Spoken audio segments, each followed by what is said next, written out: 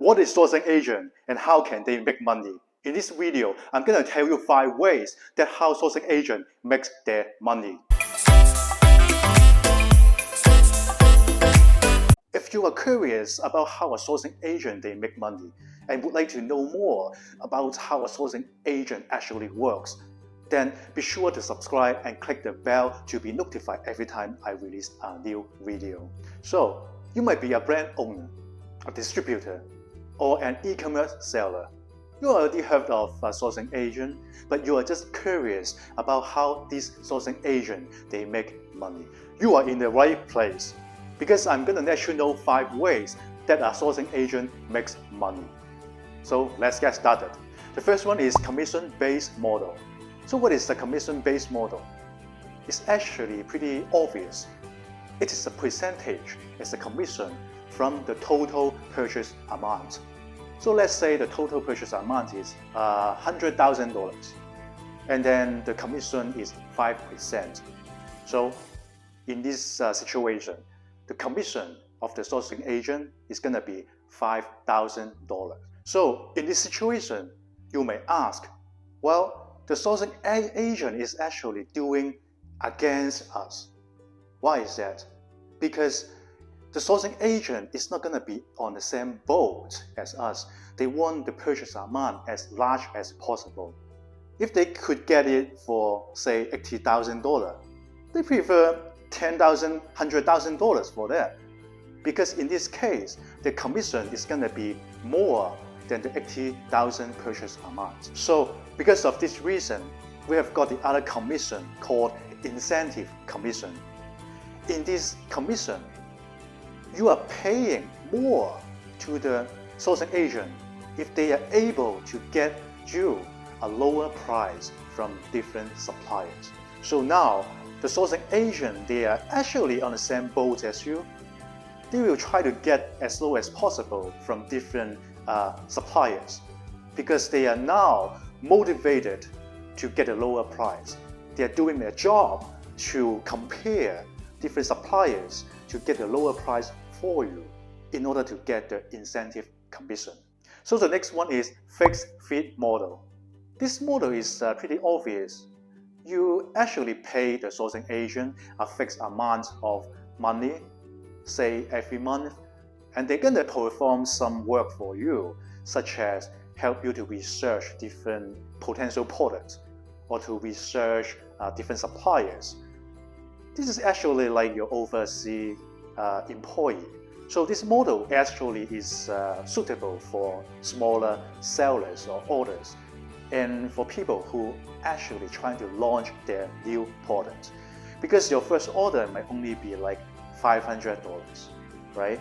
And then if you only pay 5% of the commission, that's only $25 US. You know, that's not a lot for a lot of work from the sourcing agent, right? So in this situation, you may have to pay them, say, $100, you know, to perform the work, or maybe $1,000, you know, per month, so they can help you to research new products and new suppliers. The third one is value-added services. So what is that? It's actually the services provided on top of the sourcing part, but still in the supply chain. For example, IP protection, agreements, logistics, warehousing, custom clearance. So in this situation, just go to the sourcing agent and ask if they are able to provide you a referral, you know, of a good lawyers who has specialized, you know, doing the trademarks. Because in this situation, you know the sourcing agent, and the sourcing agent, they trust the lawyer, right? And of course, they're gonna give you some good price because of this relationship. So it's actually a win-win situation. Logistics and the transportation is actually the other big one.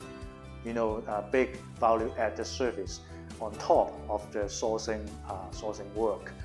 So you may be asking, why don't I just go to the freight forwarder or the logistic company myself?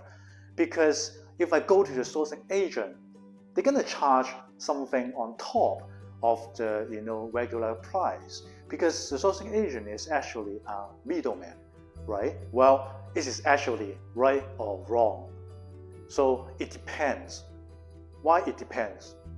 It's because, let's say if your order is so small that it only has like couple carton, right? It's only worth like $2,000. In this situation, if you go directly to the logistic or freight forwarder, then they might give you a higher price because you don't have the volume to negotiate with them. But on the other hand, you go to the sourcing agent, they might have already got 10, 20 clients, helping them to do the shipping. So combining them together, when they go to the logistic or freight forwarder, they will get a very good price.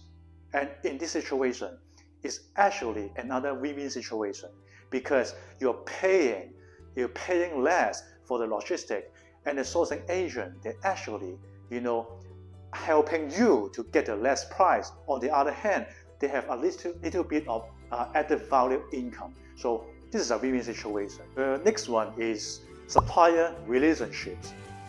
The relationship or 关系 in China is very important.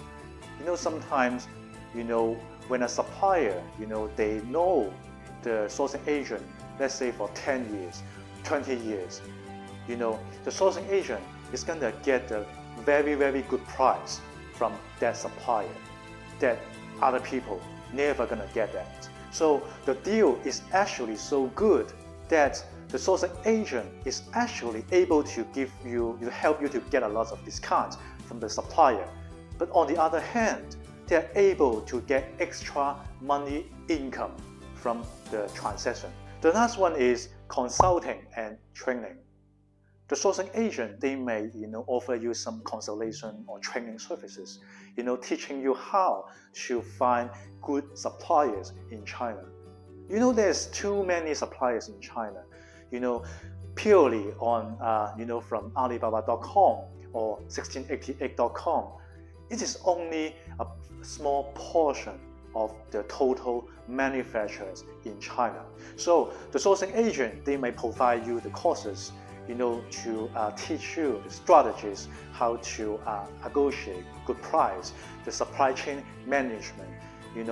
There's a lot to learn, and because the sourcing agent, they know how it works, they may provide you some guidance or courses, just to make extra money. If you found this video helpful, please share it to a friend. Thanks for watching. I'll see you in the next video.